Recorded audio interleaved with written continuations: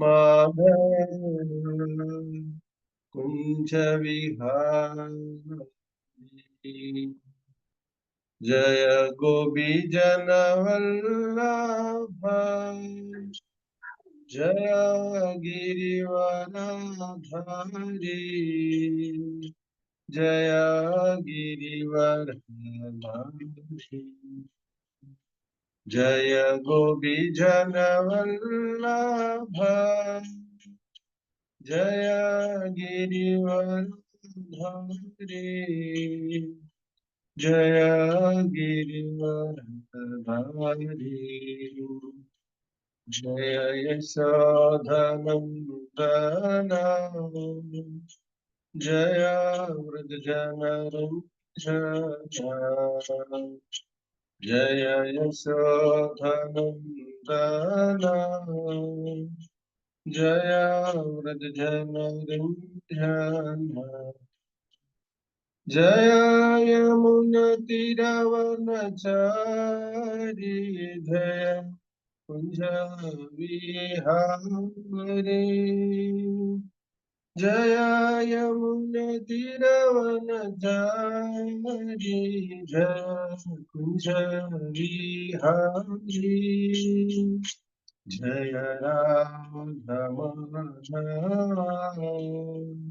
जय कुंज विहारी जय राधा माधव जय कुंज विहारी हरे कृष्ण कृष्ण कृष्ण हरे हरे हरे राम राम राम हरे हरे हरे कृष्ण कृष्ण कृष्ण हरे हरे हरे राम राम राम हरे हरे हरे कृष्ण कृष्ण कृष्ण हरे हरे हरे राम राम राम हरे हरे जय राधा माधव जय जय राधा माधव जय जगन्नाथ जय जगन्नाथ बलदेवा जय सुभद्रम जय गौरानिता जय गौरानिता जय गौरा जय जय प्रभुपाद प्रभुपाद जय जय प्रभुपाद जय जय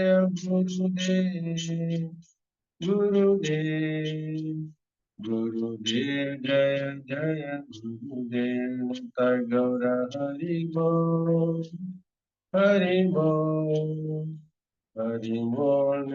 गौर हरि बोल। जय श्री श्री राधा माधव की जय जय श्री राधा गोकुल नंदन भगवान की जय गुरुताई की जय श्रील प्रभुपाद की जय गुरु महाराज की जय। ഹരേ കൃഷ്ണ. നമുക്കിന്ന് എടുക്കേണ്ടത് ഫസ്റ്റ് കാൻഡോ ഒന്നാമത്തെ സ്കന്ധത്തില് അധ്യായം 6 നാരദനും വ്യാസദേവനും മധ്യയുള്ള സംഭാഷണം. അതില് 23-ാമത്തെ ശ്ലോകമാണ് എടുക്കേണ്ടത്. ഹരേ കൃഷ്ണ. ഓം നമോ ഭഗവതേ വാസുദേവായ. ഓം നമോ ഭഗവതേ വാസുദേവായ. ഓം നമോ ഭഗവതേ വാസുദേവായ. നാരായണം നമസ്കൃത്യം നരം ചൈവ നരോത്തമം ദേവി സരസ്വതി വ്യാസം തതോ ജയാമുദീരേ. നഷ്ടപ്രായേഷു ഭദ്രേഷു നിത്യം ഭാഗവത സേവയാ ഭഗവതി ഉത്തമ ശ്ലോകൈർഭക്തിർഭവതി നൈഷ്ഠികീ. മുഖം കരോതി വാചാലം ഗംഗം ലംഘയതേ ഗിരിം. യത്കൃപാതമഹം വന്ദേ ശ്രീഗുരും ദീനതാരിണം. യത്കൃപാതമഹം വന്ദേ ശ്രീചൈതന്യമീശ്വരം. യത്കൃപാതമഹം വന്ദേ പരമാനന്ദമാധവം. ഹരേ കൃഷ്ണ. ശ്ലോകം നമ്പർ 23. സത്സേവയാ ദീർഘയാഭി ജാധാമയി ദൃഢാമതീം ഹിത്വാ വദ്യമിമം ലോകം ഗന്ധാമജ്ജന താമസീ. സത്സേവയാ ദീർഘയാഭി ജാധാമയി ദൃഢാമതീ ഹിത്വാ വദ്യമിമം ലോകം ഗന്ധാമജ്ജന താമസീ.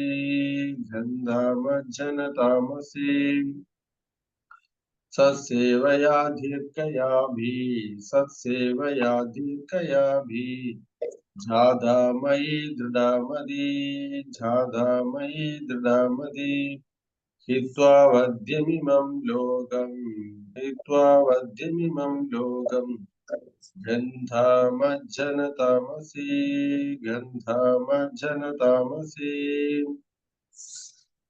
വാക്കർത്ഥം നോക്കാം.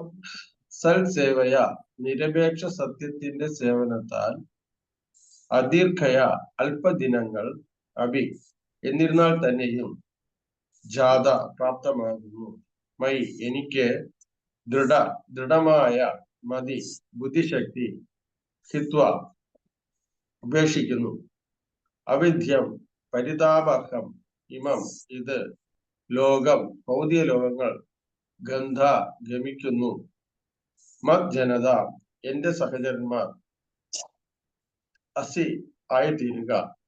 വിവർത്തനം ശ്രീപ്രഭുപാദിക്ക് ജയം. നിരപേക്ഷ സത്യത്തെ സേവിക്കുന്നത് മൂലം അത് അല്പ ദിവസത്തേക്കാണെങ്കിൽ പോലും എന്നിൽ സ്ഥിരവും ദൃഢവുമായ ബുദ്ധിശക്തി ഒരു ഭക്തന് പ്രാപ്തമാകുന്നു. തൽഫലമായി പരിതാപർഹമായ വർത്തമാന ഭൗതിക ലോകങ്ങൾ ഉപേക്ഷിച്ച ശേഷം ആത്മീയ ലോകത്തിന്റെ എന്റെ സഹചരനാകുന്നതിനായി അവൻ മുന്നേറുന്നു. ഭാവാർത്ഥം ശ്രീപ്രഭുപാദിക്ക് ജയം. ഭഗവാനും പുതുഭക്തനും മധ്യ വർത്തിക്കുന്ന നിഷ്കപടനായ ഉത്തമ വിശ്വാസയോഗ്യനായ യഥാർത്ഥ ആത്മീയ ആചാര്യന്റെ മാർഗനിർദ്ദേശത്തിന് വിധേയമായി പരമദിവ്യോത്തമ പുരുഷന് സേവനം സമർപ്പിക്കുകയാണ് നിരപേക്ഷ സത്യസേവനം കൊണ്ട് അർത്ഥമാക്കുന്നത്.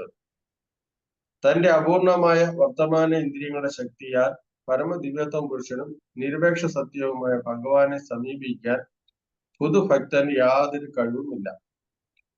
ആകയാൽ ആത്മീയ ആചാര്യന്റെ നിർദ്ദേശങ്ങൾക്ക് വിധേയനായി അതീന്ദ്രിയ ഭഗവത് സേവനത്തിൽ അവൻ പരിശീലനം നേടേണ്ടതാണ്. അത്തരം പരിശീലനം അല്പദിനങ്ങളായാൽ തന്നെയും ഒരു പുതുഭക്തന് ഉചിതമായ അതീന്ദ്രിയ സേവന ബുദ്ധിശക്തി പ്രാപ്തമാകുന്നു.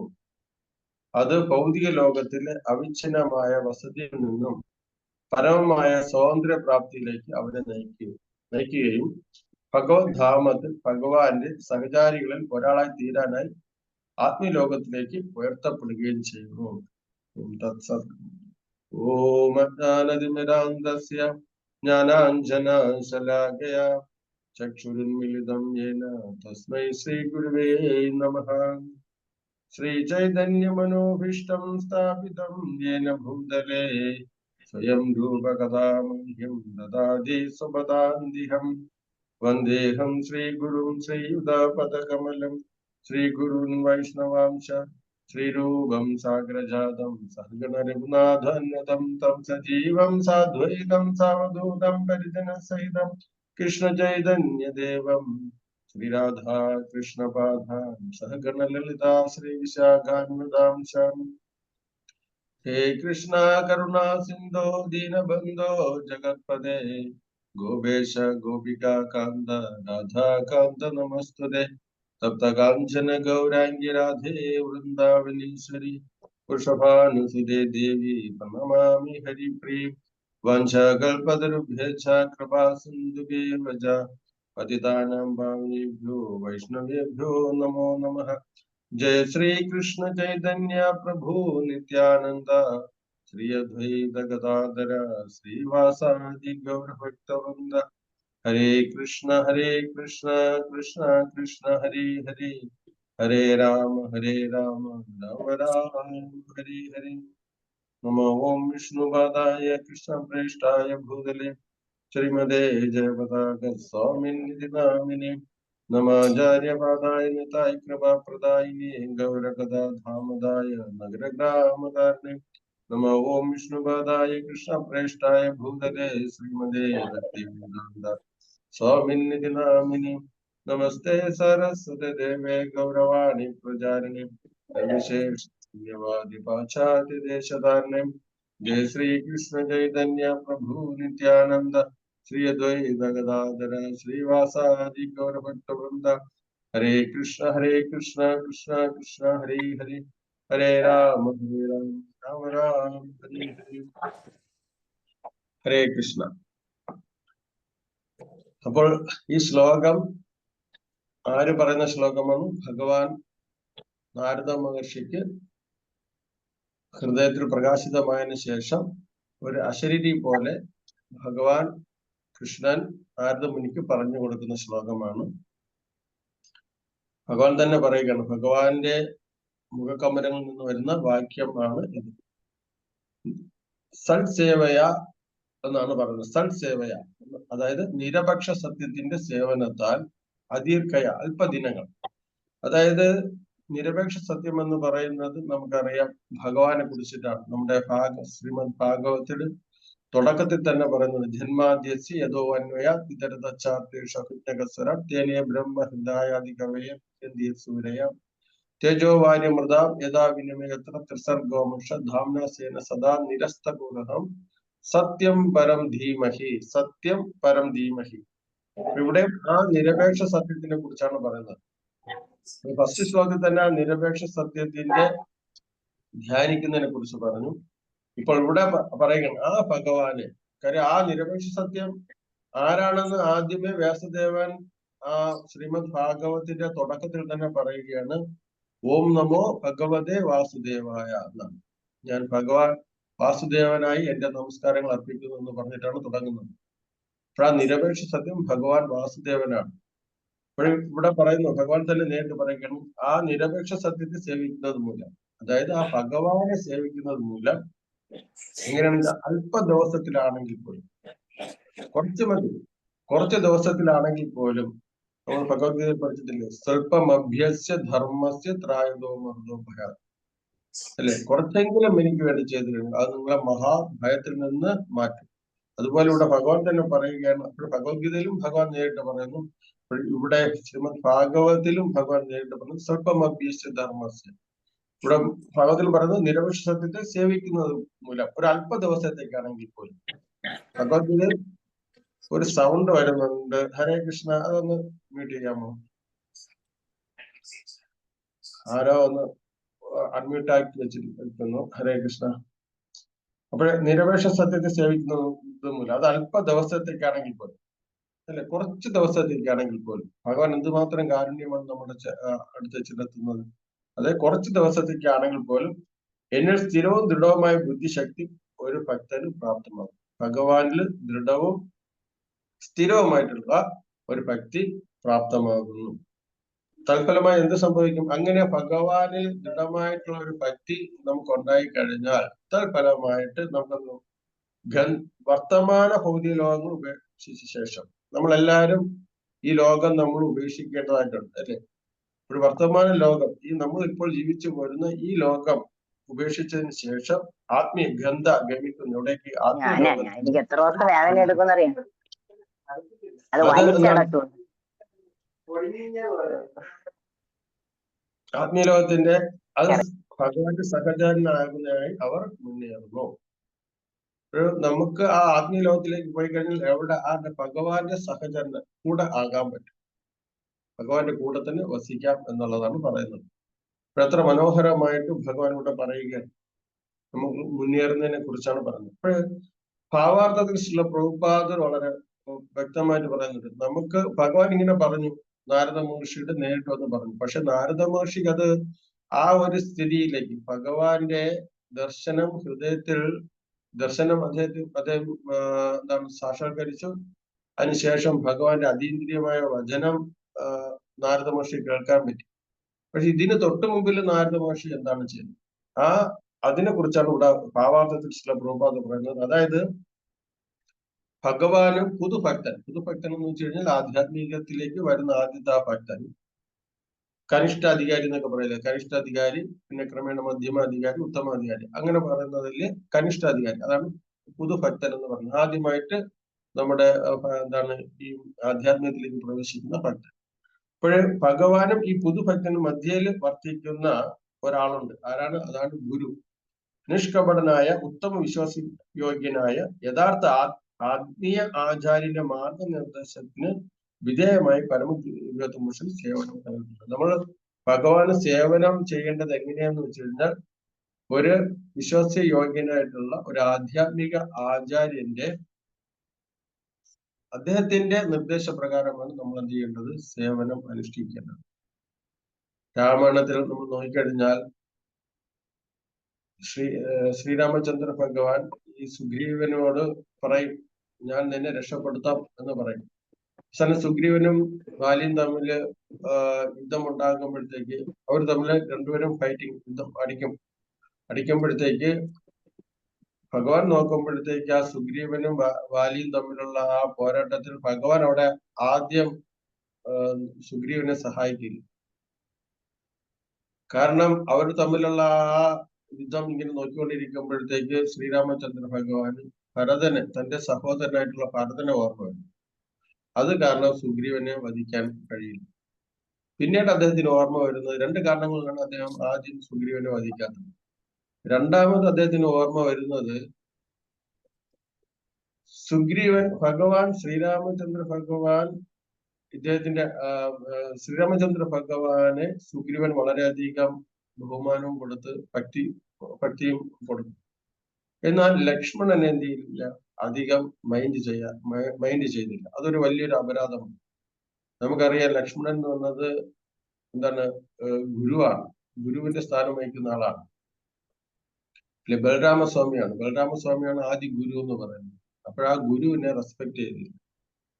ഈ രണ്ട് കാരണങ്ങളിലാണ് ആദ്യം സുഗ്രീവനെ വധിക്കാത്തത്. ഇപ്പോഴും ഭഗവാൻ അത് മനസ്സിലാക്കിയിട്ട് ഭഗവാൻ സുഗ്രീവനോട് പറയും, നിങ്ങൾ രണ്ടുപേരും ഒരുപോലെ ഇരിക്കുന്നത് കാരണം എനിക്ക് എന്ത് ചെയ്യാൻ പറ്റില്ല, എനിക്ക് ബാലിയെ എനിക്ക് വധിക്കാൻ പറ്റില്ല. അതിനാൽ നീ ഒരു കാര്യം ചെയ്യ്, നീ ലക്ഷ്മണന്റെ അരികിൽ ചെന്നിട്ട് ഒരു പൂമാല വാങ്ങിച്ച് എന്റെ കഴുത്തിൽ അണിയുക എന്ന് പറഞ്ഞു. ഇത് സുഗ്രീവന് മനസ്സിലാവും. അങ്ങനെ ലക്ഷ്മണന്റെ അടുത്ത് ചെല്ലും. പൂമാല കൊണ്ട് ലക്ഷ്മണന്റെ അടുത്ത് ചെല്ലുമ്പോൾ ലക്ഷ്മണൻ അദ്ദേഹത്തിന്റെ സുഗ്രീവന്റെ കഴുത്തിൽ മാല ഇടണമെങ്കിൽ സുഗ്രീവനോടെ കുനിഞ്ഞു കൊടുത്തേ പറ്റൂ. അപ്പോൾ അവിടെ സുഗ്രീവൻ എന്ത് ചെയ്തു? ലക്ഷ്മണനെ എന്ത് ചെയ്തു? വണങ്ങി. ആ സമയത്താണ് ലക്ഷ്മണൻ മാല ഇട്ട് കൊടുത്തത്. അങ്ങനെയാണ് സുഗ്രീവനെ സഹായിക്കാൻ ഭഗവാന് പറ്റിയത്. അപ്പോൾ അതിൽ നിന്ന് നമുക്ക് കാണാൻ പറ്റുന്നത്, ഗുരുവിന്റെ സഹായം ഇല്ലാതെ നമുക്ക് ഭഗവാൻ ഒരിക്കലും എന്ത് ചെയ്യാൻ പറ്റില്ല, ദർശിക്കാനോ സേവ ചെയ്യാനോ പറ്റില്ല എന്നാണ് പറയുന്നത്. ഇവിടെ നമ്മൾ ഈ ഭാഗവത്തിൽ തന്നെ പൂർവ്വ വൃത്താന്തം നമ്മൾ നോക്കിക്കഴിഞ്ഞാൽ എന്തുകൊണ്ട് ശരിക്കും ഭഗവത്ഗീത എന്ന് പറയുന്നത് ഒരു സൂത്രവാക്യവും ഭാഗവതം എന്ന് പറയുന്നത് അനുഭവജ്ഞാനവും ആണ്. ഭഗവത്ഗീത സൂത്രവാക്യം, നമുക്കറിയാം മാത്സിന്റെ സൂത്രവാക്യം നമ്മൾ നോക്കിക്കഴിഞ്ഞാൽ A+B² എന്നൊക്കെ പറയുന്നത് പോലെ അതൊരു സൂത്രവാക്യമാണ്. അപ്പോൾ എന്നാൽ ഭാഗവതം അങ്ങനെയല്ല, അനുഭവജ്ഞാനമാണ്. ഭക്തന്മാരുടെ അനുഭവജ്ഞാനം എഴുതിയിട്ടുള്ളതാണ് ശ്രീമദ് ഭാഗവതം. അപ്പോൾ ഈ അനുഭവജ്ഞാനമാകുന്ന ശ്രീമദ് ഭാഗവതം വായിക്കുന്ന ഒരു ജീവാത്മാവിന് പ്രചോദനം ലഭ്യമാകും. ശ്രീമദ് ഭാഗവതത്തിൽ എനിക്കും ഇതുപോലെ ചെയ്യണം എന്നുള്ള പ്രചോദനം.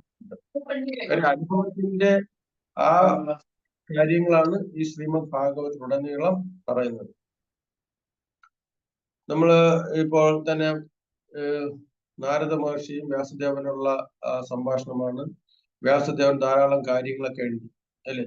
കാര്യങ്ങൾ എഴുതിയിട്ട് അത് കണ്ടിട്ട് നാരദ മഹർഷി പറയും, നയദ്വച ചിത്രപദം ഹരേർഷോ ജഗൽ പവിത്രം പ്രഗണീത കർഹിചിൻ തദ്വായസം തീർത്ഥമുശന്തി മാനസ നയത്ര ഹംസ നിരമന്തി ദീക്ഷയാ. അതായത് ഈ ജഗത്തിനെ മുഴുവനും പവിത്രമാക്കാൻ കഴിയുന്ന ഭഗവാന്റെ മഹാത്മ്യങ്ങൾ എഴുതാത്ത ഈ ലിഖിതങ്ങളെല്ലാം ഏതുപോലെയാണ്? കാക്കകൾ കുളിക്കുന്ന തീർത്ഥസ്ഥലം പോലെയാണ്. അവിടെ ഒരിക്കലും ആരും വരില്ല, ഹംസങ്ങൾ ഒരിക്കലും അവിടെ വരികയില്ല. അപ്പൊ ഇത്രയും എല്ലാം രചിച്ചു വ്യാസദേവൻ. അപ്പൊ അതിനെല്ലാം ഒരൊറ്റ ശ്ലോകം കൊണ്ട്, ഒരൊറ്റ കാര്യം പറഞ്ഞുകൊണ്ട് എന്ത് ചെയ്തു? ആ വ്യാസദേവന്റെ എന്താണ് ആ എഴുതിയൊന്നും അധികം ഭഗവാനെ കുറിച്ച് മഹാത്മ്യങ്ങൾ എഴുതാത്തതാണ്, അതൊന്നും ഒന്നിനും പ്രയോജനമില്ല എന്ന് പറഞ്ഞു. എന്നിട്ടാണ് നാരദ മഹർഷി തന്റെ പൂർവ്വ വൃത്താന്തങ്ങളെല്ലാം എഴുതുന്നത്. അപ്പൊ ഇങ്ങനെ പറഞ്ഞാൽ പറ്റില്ല, ഭഗവാനെ കുറിച്ചുള്ള മഹിമകൾ എഴുതണം. അപ്പോൾ ആ ഭഗവാൻ ആരാണ്, ഭഗവാൻ എങ്ങനെ സാക്ഷാത്കരിക്കാം എന്ന്, ഞാൻ എങ്ങനെയാണ് സാക്ഷാത്കരിച്ചത് എന്നുള്ള കാര്യം നാരദ മഹർഷി പറഞ്ഞു കൊടുക്കുകയാണ്. കാര്യം ഞാൻ ഒരു ദാസിപുത്രനായിട്ടാണ് ജനിച്ചത്. ആ ദാസിപുത്രനായിട്ടുള്ള ഞാൻ ഒരിക്കൽ വരിഷ്ഠ ഭക്തന്മാർ ചാതുർമാസ്യത്തിൽ വന്നപ്പോൾ എന്റെ അമ്മ അവരെ സേവിച്ചു. അവരോടൊപ്പം ഞാനും എന്ത് ചെയ്തു? എന്റെ മാതാവിനോടൊപ്പം ഞാനും ആ ഭക്തന്മാരെ സേവിച്ചു. അപ്പോൾ അമ്മ ചെയ്യുന്ന രീതി കണ്ടിട്ടാണ് ആ കൊച്ചുകുട്ടിയെ, ആ ബാലനായിട്ടുള്ള നാരദ മഹർഷി എന്ത് ചെയ്യുന്നത്? ആ ഭഗവത് ഭക്തന്മാരെ സേവിച്ചു. അവിടെ അദ്ദേഹം വളരെ നിഷ്കളങ്കനായിരുന്നു. ബാലനല്ലേ, നിഷ്കളങ്കനായിരുന്നു. അപ്പോൾ വളരെ സ്നേഹത്തോടുകൂടിയും ആ ബഹുമാനത്തോടു കൂടിയും തന്നിലുള്ള ആ നിഷ്കളങ്കതയോടുകൂടിയും ആ സാധുക്കളെ സേവിച്ചത് കാരണം ആ സാധുക്കൾക്ക് വളരെയധികം ഇഷ്ടമായി ആ ബാലന്. ഒരു ദിവസം അവരുടെ ഉച്ചിഷ്ടം കഴിക്കാനുള്ള അനുമതി നാരദ മഹർഷി കൊടുത്തു. അപ്പോൾ അദ്ദേഹത്തിന് വളരെയധികം സന്തോഷമായി. അതിനുശേഷം അവർ ആ സേവയിൽ വളരെയധികം സംതൃപ്തനായിട്ടുള്ള ആ വരിഷ്ഠ ഭക്തന്മാർ, ആ ഭക്തന്മാർ അദ്ദേഹത്തിന് ദീക്ഷ നൽകി. ദീക്ഷ എന്ന് വെച്ച് കഴിഞ്ഞാൽ എന്താണ്? ദിവ്യമായിട്ടുള്ള ജ്ഞാനം. ദീക്ഷ എന്നുള്ളതാണ് പറയുന്ന രണ്ടക്ഷരമാണ്. ദിവ്യമായിട്ടുള്ള ജ്ഞാനം നൽകി. അതെങ്ങനെ പരിശീലിക്കണം എന്നുള്ള ആ ജ്ഞാനം നൽകി. ആ ജ്ഞാനത്തിൽ 3 കാര്യങ്ങളാണ് ഉൾക്കൊള്ളുന്നത്. ഏതൊരു വേദസാഹിത്യത്തിലും 3 കാര്യങ്ങളാണ് ഉൾക്കൊള്ളുന്നത്. സംബന്ധ, ആഭിധേയ, പ്രയോജനം. സംബന്ധ, ഞാനും ഈശ്വരനുമായിട്ടുള്ള ബന്ധം എന്താണ് എന്നതിനെ കുറിച്ച് പറഞ്ഞു കൊടുത്തു. സംബന്ധ, ആ ഈശ്വരനും ഞാനും ആയിട്ട് ഒരു ബന്ധമുണ്ടെങ്കിൽ ആ ഈശ്വരനെ എനിക്ക് ലഭ്യമാകുന്നതിലേക്ക് വേണ്ടി ഞാൻ ചെയ്യേണ്ട സേവനങ്ങൾ എന്തെല്ലാമാണ്, അത് ആഭിധേയം. അങ്ങനെ സേവനം ചെയ്തു കഴിഞ്ഞാൽ എനിക്ക് കിട്ടുന്ന പ്രയോജനം എന്താണ്, അതാണ് എനിക്ക് കിട്ടുന്ന ഫലം എന്താണ്, അതാണ് പ്രയോജനം എന്ന് പറയുന്നത്. അപ്പോഴും ഈ 3 കാര്യങ്ങൾ അടങ്ങിയ മഹത്തായിട്ടുള്ള ഭഗവാന്റെ മഹാത്മ്യങ്ങൾ ആ കുട്ടിക്ക് ജ്ഞാനം പകർന്നു കൊടുത്തു. അതാണ് ദീക്ഷ കൊണ്ട്. അപ്പോൾ അദ്ദേഹത്തിന്റെ ഹൃദയത്തിൽ അത് ആ ജ്ഞാനം പ്രവേശിച്ചു. എന്നാൽ കാലത്തിന്റെ ഗതി അനുസരിച്ച് ഒരു ദിവസം അദ്ദേഹത്തിന്റെ അമ്മ പാമ്പ് കടിയേറ്റ് ശരീരം ഉപേക്ഷിച്ചപ്പോൾ അദ്ദേഹം എന്ത് ചെയ്തു? ഉടനെ തന്നെ അദ്ദേഹം പിന്നെ തനിക്ക് ആരുമില്ല. അപ്പോൾ അദ്ദേഹം ആ സാധുക്കൾ പറഞ്ഞു കൊടുത്ത ആ ജ്ഞാനം അദ്ദേഹം എന്ത് ചെയ്തു? അതുപോലെ ആ ജ്ഞാനത്തിനനുസരിച്ച് പരിശീലിക്കാൻ വേണ്ടി അദ്ദേഹം തയ്യാറായി.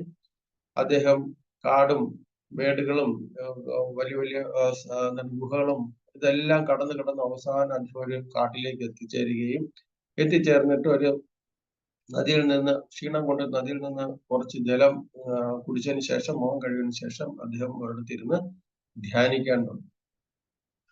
അപ്പോൾ ഇവിടെ നമ്മൾ നോക്കുകയാണെങ്കിൽ നമുക്കറിയാം ഈ ഭക്തിയുടെ ഓരോ പുരോഗമന ഘട്ടങ്ങൾ എങ്ങനെയാണെന്ന് ശരിക്കും വിശ്വനാഥ് ചക്രവർത്തി അദ്ദേഹം കാദംബ കന്യ എന്ന് പറയുന്ന ഒരു ബുക്കിൽ എഴുതിയിട്ടുണ്ട്.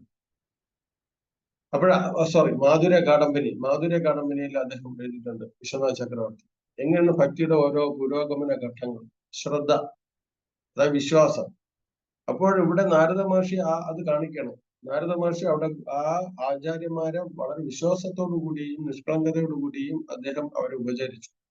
അപ്പോൾ അവർക്ക് ആ സാധുക്കള് അദ്ദേഹത്തിന് ഭജനക്രിയ എങ്ങനെയാണ് ഭഗവാനെ ധ്യാനിക്കേണ്ട രീതിയും ഭഗവത്പരമായിട്ടുള്ള കാര്യങ്ങൾ എങ്ങനെയാണ് ആ പരിശീലിക്കേണ്ട കാര്യങ്ങളെ കുറിച്ച് പറഞ്ഞു കൊടുത്തു. ഭജനക്രിയ അപ്പോഴ് ആദ്യം ശ്രദ്ധ വേണം, വിശ്വാസം, ഭഗവാൻ വിശ്വാസം വേണം. പിന്നെ അടുത്ത ഭജനക്രിയ, അത് വിശ്വാസം ഉണ്ടായിക്കഴിഞ്ഞാൽ പിന്നെ നമ്മൾ ഭഗവാനെ സേവ ചെയ്യേണ്ടത് ഭജനക്രിയ.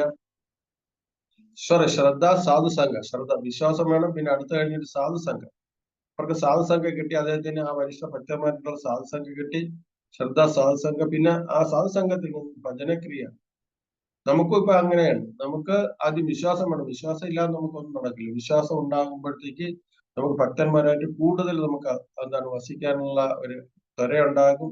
അപ്പോൾ ആ സാധുസംഘത്തിൽ നിന്നിട്ട് ഗുരുക്കന്മാരിൽ നിന്നിട്ട് അല്ലെങ്കിൽ മറ്റു ഭക്തന്മാരിൽ നിന്നിട്ട് നമുക്ക് എങ്ങനെ ഭഗവാനെ പ്രാപിക്കാം എന്നുള്ളതിനെ കുറിച്ചുള്ള പരിശീലനം കിട്ടും. അതാണ് ഭജനക്രിയ എന്ന് പറയുന്നത്.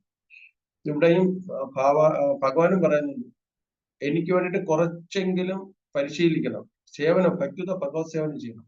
ആ ഭക്തിത ഭഗവത് സേവനം എങ്ങനെ ചെയ്യണം എന്നുള്ളത് ഭാവാർത്ഥത്തിൽ ചില പ്രഭുപാദ പറഞ്ഞത്. ഗുരുവിന്റെ നിർദ്ദേശപ്രകാരമാണ് നമ്മൾ എന്ത് ചെയ്യേണ്ടത്, ആ സേവനം ചെയ്യേണ്ടത്. അത് പ്രകാരമാണ് നാരദ മഹർഷി അതുപോലെ തന്നെ ശ്രദ്ധയുണ്ടായി, സാധുസംഘം ഉണ്ടായി, ഭജനക്രിയ ഉണ്ടായി. പിന്നെ അനർത്ഥ നിവർത്തി. അദ്ദേഹത്തിന് ഒരു അനർത്ഥ നിവർത്തി ഉണ്ടായിരുന്നു. ഈ ഭജനക്രിയ വരുമ്പോഴത്തേക്ക് അദ്ദേഹത്തിന് ഒരു അനർത്ഥം എന്ന് പറഞ്ഞാൽ അദ്ദേഹത്തിന് ഒരു ബാലനായിരുന്നു. അദ്ദേഹത്തിന്റെ അനർത്ഥം തന്റെ അമ്മയോടുള്ള സ്നേഹം. അമ്മയ്ക്ക് അതുപോലെ തന്നെ മകനോടുള്ള വലിയ സ്നേഹമായിരുന്നു. അപ്പോഴ് അമ്മയെ എപ്പോഴും ആശ്രയിച്ചിരിക്കുന്ന അമ്മയുടെ സ്നേഹം. പക്ഷെ കാലത്തിന്റെ ഗതിയാൽ ആ അമ്മയെ ശരീരം ഉപേക്ഷിച്ചപ്പോൾ അദ്ദേഹത്തിന് പിന്നെ വേറെ ഒന്നും അദ്ദേഹത്തിനെ ബന്ധിക്കാൻ, ഭൗതികലോകത്തിൽ ബന്ധിക്കാൻ ഒന്നുമില്ലാതെ. അപ്പോൾ അദ്ദേഹത്തിന് ഇപ്പോൾ ഉള്ളത് ആ സാധുക്കൾ കൊടുത്ത ആ ജ്ഞാനം മാത്രമാണ്. അപ്പോൾ അത് പ്രകാരം ആ ജ്ഞാനത്തിന്റെ ലക്ഷ്യം നേടുന്നതിലേക്ക് വേണ്ടിയിട്ട് അദ്ദേഹം കുട്ടിയാണ്, ബാലനാണ്. എന്നിട്ടും നിർഭയത്തോടു കൂടി കാട്ടിൽ കൂടിയൊക്കെയാണ് അദ്ദേഹം നടന്നുപോയിട്ട് അദ്ദേഹം വളരെ നിഷ്ഠയോടുകൂടി അദ്ദേഹം എന്ത് ചെയ്തു, ഭഗവാനെ ധ്യാനിക്കാൻ തുടങ്ങി. അങ്ങനെ ഭഗവാനെ ധ്യാനിച്ചപ്പോൾ തന്നെ ഹൃദയ കമലങ്ങളിൽ അല്ലെ സർവസ്യ ചാഹം ഹൃദി സന്നിവിഷ്ട, എല്ലാവരുടെ ഹൃദയത്തിൽ ഭഗവാൻ കുടിയുള്ളത്. നമ്മുടെ എല്ലാ ജീവജാലങ്ങളുടെ എല്ലാവരുടെ ഹൃദയത്തിൽ ഭഗവാൻ കുടിയുള്ളത്. അപ്പോൾ അവിടെ നാരദ മഹർഷി കാണിക്കുകയാണ്, നമുക്ക് അമ്പലത്തിൽ നിന്നും പോകേണ്ട ആവശ്യമേ ഇല്ല. അമ്പലത്തിൽ ശരിക്കും അമ്പലം കിട്ടുന്നതിന്റെ ആവശ്യം എന്ന് വെച്ച് കഴിഞ്ഞാൽ സത്സംഗം ചെയ്യുന്നതിലേക്ക് വേണ്ടിയിട്ടും ഭഗവാന്റെ ജ്ഞാനം ലഭ്യമാകുന്നതിലേക്ക് വേണ്ടിയിട്ടാണ് കൂടുതൽ ഈ അമ്പലങ്ങളുടെ ആവശ്യം. ഭഗവാൻ ഹൃദയത്തിൽ ഉണ്ട്. പിന്നെ നമുക്ക് നമുക്ക് ഭഗവാനെ നേരിട്ട് കാണാൻ നിന്നുമുള്ള ആ ഇന്ദ്രിയത്തിന് അത് എത്തിയിട്ടില്ല. നമ്മുടെ ഭൗതിക ഇന്ദ്രിയങ്ങൾ ഭഗവാനെ നേരിട്ട് കാണാനുള്ള അത് എത്തിയിട്ടില്ല. അപ്പോൾ വിഗ്രഹ രൂപേണ നമുക്ക് സേവിക്കണം, ഭഗവാനെ സേവിക്കണം. ഇവിടെ ഈ ശ്ലോകത്തിലും പറയുന്നത് ഭഗവാനെ സേവിക്കണം.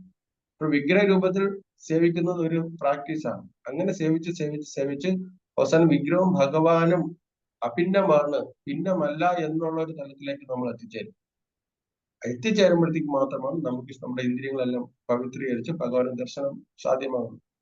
അപ്പോൾ ഇവിടെ നാരദ മഹർഷി കൊടുങ്കാട്ടിലൊന്നുമല്ല നാരദ മഹർഷി ക്ഷേത്രത്തിലല്ല പോയത്. അദ്ദേഹം സ്വന്തം ഹൃദയ കമലം. ഇപ്പോൾ ക്ഷേത്രത്തിൽ പോകാൻ പറ്റാത്ത സാഹചര്യമുണ്ടെങ്കിൽ നമുക്ക് നമ്മുടെ ഹൃദയത്തിൽ തന്നെ ഇരിക്കുന്ന ഭഗവാനെ ധ്യാനിക്കാം. കാര്യം നമ്മുടെ ക്ഷേത്രം തന്നെ നമ്മുടെ ശരീരം തന്നെ ഒരു ക്ഷേത്രമാണ്. അപ്പോൾ ആ ഹൃദയത്തിലിരിക്കുന്ന ഭഗവാനെ നാരദ മഹർഷി ധ്യാനിക്കേണ്ടത്.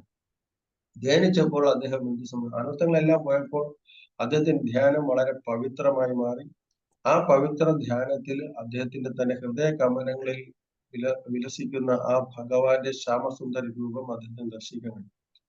ആ ദർശനം, ആ ഹൃദയത്തിൽ ഭഗവാന്റെ ദർശനം എടുത്തപ്പോൾ തന്നെ പല രീതിയിലുള്ള അതീന്ദ്രിയമായിട്ടുള്ള സിംറ്റംസ് അദ്ദേഹത്തിന് വരാൻ തുടങ്ങി.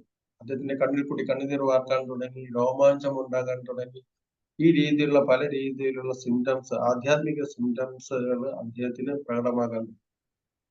കുറച്ച് കഴിഞ്ഞപ്പോൾ അങ്ങനെ ഭഗവാനെയും അദ്ദേഹം അങ്ങനെ കണ്ടുകൊണ്ടിരുന്നപ്പോഴത്തേക്ക് അദ്ദേഹത്തിനെയും ഭഗവാനും ആ ഒരു അതീന്ദ്രിയമായ ഒരു ആനന്ദത്തിന്റെ ലഹരിൽ അദ്ദേഹത്തിന് ഒന്നും പിന്നെ വേറെ ഒന്നും കാണാൻ കഴിയാതായി മാറി. അങ്ങനെ ആ ആനന്ദത്തിൽ അങ്ങനെ മുഴുകിയിരിക്കുമ്പോൾ പെട്ടെന്ന് അതങ്ങ് അപ്രത്യക്ഷമായപ്പോഴത്തേക്ക് താൻ കണ്ട ആ സ്വരൂപം എവിടെയെന്ന് പറഞ്ഞ് പെട്ടെന്ന് ആ ധ്യാനത്തിൽ നിന്ന് ഉണർന്നിട്ട് വീണ്ടും അദ്ദേഹം അന്വേഷിച്ചിട്ട് വീണ്ടും ആ ധ്യാനത്തിൽ ഇരിക്കാൻ വേണ്ടി അദ്ദേഹം ശ്രമിച്ചു. പിന്നെ എത്ര തന്നെ ധ്യാനത്തിന് വേണ്ടിയിട്ട് ശ്രമിച്ചപ്പോഴത്തേക്കും ആ താൻ നേരത്തെ കണ്ട ആ സ്വരൂപത്തിന് തനിക്ക് ദർശിക്കാനേ സാധിക്കുന്നു.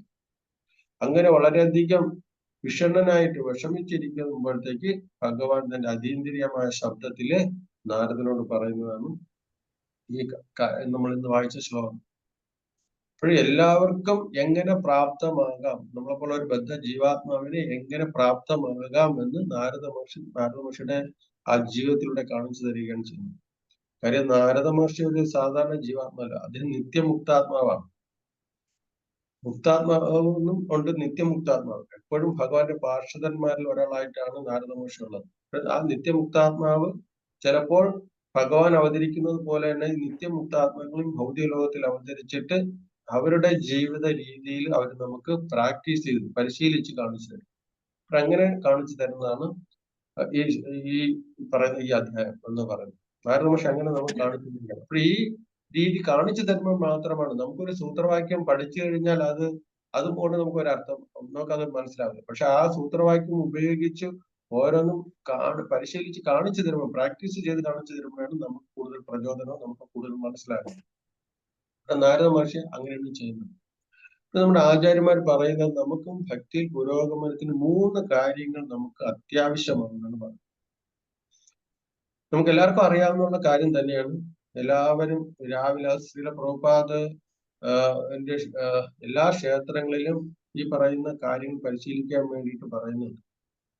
നമ്മുടെ എല്ലാ ദിവസവും ക്ഷേത്രങ്ങളിൽ, വീടുകളിൽ ചിലർ വായിക്കും, ചിലർ വായിക്കില്ല. സാധാരണ ക്ഷേത്രങ്ങളിൽ ഒഴിച്ചുകൂടാൻ പാടില്ലാത്ത കുറെ കാര്യങ്ങൾ പറയാറുണ്ട്. അതിലൊന്നാണ് ശിക്ഷാഷ്ടകം എന്ന് പറയുന്നത്. ആ ശിക്ഷാഷ്ടകത്തിൽ പറയുന്നു, തൃണാദപി സുനിജേന തരോരപി സഹിഷ്ണുന അമാനിന മാനദേന കീർത്തനീയ സദാകരം. നമ്മളെല്ലാരും ഇങ്ങനെ പാടി പറഞ്ഞു പോകും, പക്ഷെ അതിന്റെ അർത്ഥം നമ്മൾ ആരും അറിയാതിരിക്കും, പക്ഷെ അത് നമ്മൾ ഉൾക്കൊള്ളുന്നില്ല എന്നുള്ളതാണ്. അതുപോലെ തന്നെ പിന്നെ പറയുന്നത് 10 അപരാധങ്ങൾ, വൈഷ്ണവ അപരാധങ്ങൾ പറയും. എല്ലാ ദിവസവും പറയും. എന്തിനാ രാവിലെ തന്നെ നമ്മൾ മംഗളാരതി കഴിഞ്ഞിട്ട് എല്ലാവരും ഇത് വായിക്കും. ശിക്ഷാഷ്ടകവും ഈ നാമ അപരാധവും പറയും. കാര്യം പ്രഭാതത്തില് പറയും, രാവിലെ തന്നെ ഭാഗവതവും വായിക്കാൻ പറയും. കാര്യം ഈ ആദ്യത്തെ കിട്ടുന്ന അറിവ് നമ്മുടെ മനസ്സിന് എന്താണ് അതിൽ ശരിക്കും ഉൾക്കൊള്ളും. അതനുസരിച്ചാണ് പിന്നെ നമ്മൾ അങ്ങോട്ട് പ്രവർത്തിക്കുന്നത്. നമ്മൾ രാവിലെ അഴിച്ചിട്ട് ന്യൂസ് പേപ്പർ വായിച്ച് ആ ന്യൂസ് പേപ്പറിലുള്ള അടിയും പിടിയും ഇതെല്ലാം കണ്ടു കഴിഞ്ഞാൽ നമ്മുടെ മനസ്സ് അങ്ങനെ പ്രക്ഷുബ്ധമായി തീരും. അതേസമയം രാവിലെ തന്നെ ആ മനസ്സിൽ ഇതുപോലെ ഭഗവത്പരമായ കാര്യങ്ങൾ കാര്യങ്ങൾ കൊടുത്തു കഴിഞ്ഞാൽ നമ്മുടെ മനസ്സ് അങ്ങനെയായിരിക്കും കുറെ പ്രവർത്തിക്കുന്നത്. അപ്പോൾ ഈ തുടക്കത്തിൽ തന്നെ രാവിലെ തന്നെ അത് എല്ലാ ദിവസവും നമ്മൾ ചൊല്ലുന്നതിന് കാര്യം 3 കാര്യങ്ങൾ നമ്മൾ അഭ്യസിക്കുന്ന. ഒന്ന്, നമുക്ക് തൃണാദപി സുനിജേന, നമുക്ക് ആദ്യം വേണ്ട യോഗ്യത എന്ന് വെച്ച് കഴിഞ്ഞാൽ വിനയം. വിനയം വളരെയധികം അത്യന്താപേക്ഷിതമാണ് ഭക്തിയിൽ. കാര്യം ഈ വിനയം ഉണ്ടെങ്കിൽ മാത്രമേ ഭഗവാന് ലഭ്യമാകൂ എന്ന് പറഞ്ഞു. വിനയം എന്താണ്? വിനയം എന്ന് വെച്ച് കഴിഞ്ഞാൽ, വിനയത്തിന് ഒരു ഡെഫിനിഷൻ ഉണ്ടല്ലോ. വിനയം എന്ന് വെച്ച് കഴിഞ്ഞാൽ, ഞാൻ ഇളയവനാണ്, എന്റെ മുമ്പിൽ ഇരിക്കുന്നവർ വളരെ സുപ്പീരിയറാണ്, അവര് ശ്രേഷ്ഠരാണ്, എല്ലാവരും എന്നെക്കാട്ടി ശ്രേഷ്ഠരാണെന്നുള്ളൊരു മനോഭാവം വെച്ച് പുലർത്തുന്നതാണ് വിനയം എന്ന് പറയുന്നത്. എല്ലാവരെയും ബഹുമാനിക്കുക, സകല ജീവജാലങ്ങളെ ഉൾപ്പെടുന്നു, മനുഷ്യരെ മാത്രമല്ല എല്ലാവരും, സകല ജീവജാലങ്ങൾ ഉൾപ്പെടുന്നവരെ ബഹുമാനിക്കുക. എന്തുകൊണ്ടാണ് നമ്മൾ എന്തെങ്കിലും ഒരു സാധനത്തിന് ചവിട്ടിയ ഉടനെ തന്നെ തൊട്ട് വയ്ക്കുന്നത്? അല്ലെ, ബുക്കിലൊക്കെ ചവിട്ടിയാലും അല്ലെ എന്തെങ്കിലും ഒരു സാധനത്തിന്റെ, നമ്മൾ ടെമ്പിളിൽ തന്നെ എന്തെങ്കിലും നമ്മൾ മൃദംഗത്തിൽ അറിയാതെ കാല് തട്ടുകയോ കർത്താനിൽ എന്തെങ്കിലും കാല് തട്ടുകയോ എന്തെങ്കിലും എവിടെയെങ്കിലും തട്ടിക്കഴിഞ്ഞാൽ നമ്മൾ ഉടനെ തൊട്ട് വയ്ക്കും. ഒരു ആളിനെ വയസ്സിന് മൂത്തതായിരുന്നാലും വയസ്സിന് ഇളയതായിരുന്നാലും ഒരാളിന്റെ കാലിൽ നമ്മൾ അറിയാൻ ചവിട്ടി കഴിഞ്ഞാൽ ഉടനെ നമ്മൾ കണ്ണിൽ തൊട്ട് വയ്ക്കും. കാര്യം ഇതൊക്കെ അർത്ഥമാക്കുന്നത് വിനയത്വമാണ്. കാര്യം അവര് വളരെ സുപ്പീരിയർ ആണ്, ഞാൻ അതിനെക്കാട്ടി താഴ്ന്നവരാണെന്നുള്ളൊരു ഭാവം നമുക്ക് ഉണ്ടാക്കിയെടുക്കും. വളരെ പാടാണ് ഇതൊക്കെ പറയാമെങ്കിലും, പക്ഷെ നമ്മൾ എന്ത് ചെയ്യണം, ഇത് റിപ്പീറ്റേഷൻ കൊണ്ട്, നമ്മൾ ആവർത്തനം കൊണ്ട് മാത്രമേ ഇതൊക്കെ ഈ ക്വാളിറ്റികൾ നമുക്ക് കുറച്ച് ഉണ്ടാക്കിയെടുക്കാൻ പറ്റും. വിനയം. കാര്യം ഈ വിനയത്തിന്റെ ഓപ്പോസിറ്റ്, ആ വിനയത്തിന് ഇല്ലാതാക്കുന്നത് ഈഗോയാണ്, നമ്മളെ മിഥ്യാഹങ്കാരമാണ്. നമ്മൾ പറയും അവൻ ഞാൻ എന്തിനാ അവനെ ബഹുമാനിക്കണം, അവൻ എന്നെക്കാട്ടി ഇളയതല്ലേ, അല്ലെങ്കിൽ എന്നെക്കാട്ടി ജൂനിയർ അല്ലേ, ഞാൻ എന്തിനു ബഹുമാനിക്കണം, ഈ ഒരു ഭാവം, അത് ഈഗോയാണ് കരുത്. ഇപ്പൊ വിനയത്തിനെ എപ്പോഴും അതിനെ ഇല്ലാതാക്കുന്നത് നമ്മുടെ മിഥ്യാഹങ്കാരമാണ്. മിഥ്യാഹങ്കാരം അതിന്റെ ശത്രുവാണ്. വിനയത്തിന്റെ ശത്രു മിഥ്യാഹങ്കാരമാണ്. ഇത് അഹങ്കാരം വരും. ഇതെല്ലാവർക്കും ഉണ്ട്. നമ്മൾ ഈ ഭൂലോകത്തിൽ നമ്മളിപ്പോ ജനിച്ചിരിക്കുന്ന നമ്മളെല്ലാവരും ഈ മിഥ്യാഹങ്കാരികളാണ്. നമ്മൾ ഇല്ല എന്ന് പറയും, നമുക്ക് ഉണ്ട്.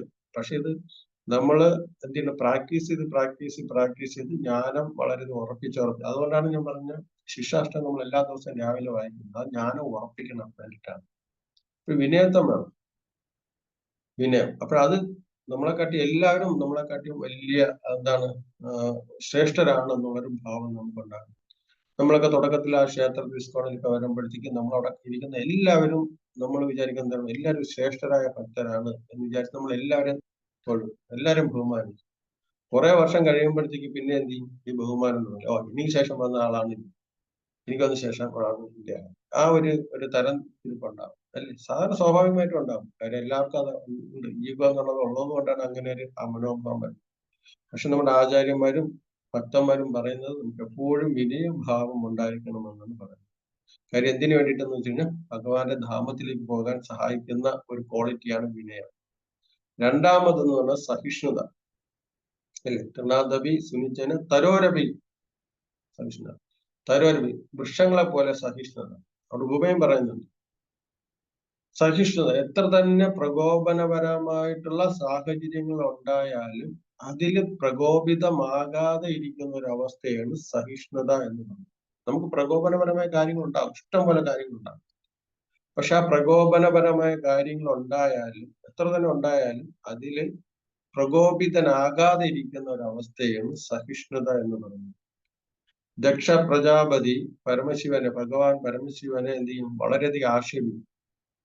ഒരു സഭയിൽ വെച്ചിട്ട് ശ്മശാനത്തിൽ വസിക്കുന്നവരാണ്, എന്റെ മോളെ വിവാഹം കഴിക്കാൻ യാതൊരു യോഗ്യതയും ഇല്ല എന്നൊക്കെ പറഞ്ഞ് വളരെയധികം ഇങ്ങനെ ആക്ഷേപിക്കും.